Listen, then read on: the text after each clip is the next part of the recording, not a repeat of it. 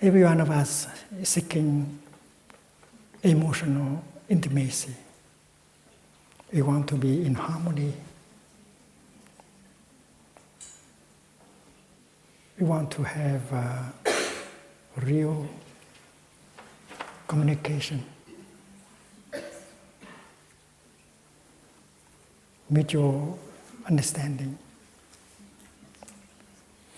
communion.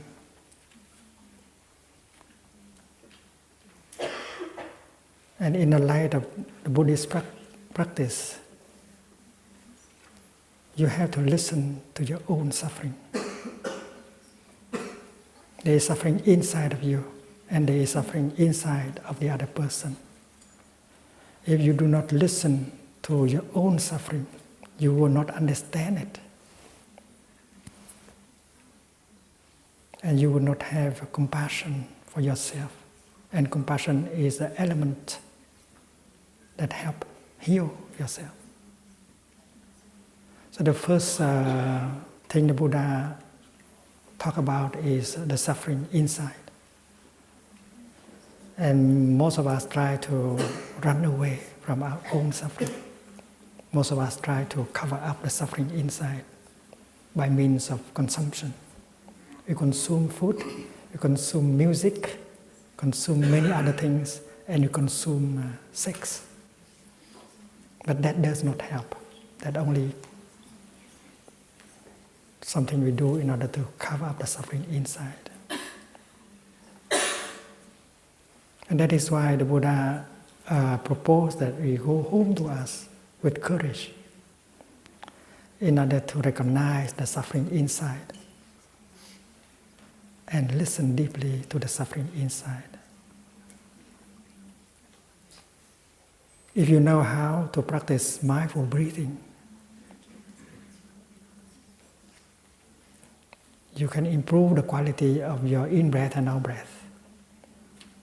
Your in-breath and out-breath will become more peaceful, deeper, slower.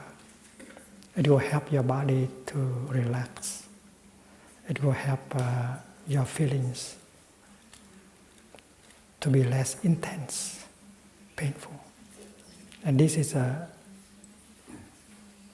the practice recommended by the Buddha, so that you are capable of going home to yourself without fear. Because many of us are fearful. We don't want to go back to ourselves, because we believe that going back to ourselves, we will encounter the block of suffering inside. We will be overwhelmed by the suffering inside. That is why we try always to run away from ourselves, from our suffering, looking for things to consume in order to forget. Sometimes we just eat in order to forget our suffering. Sometimes we drive, we talk over telephone.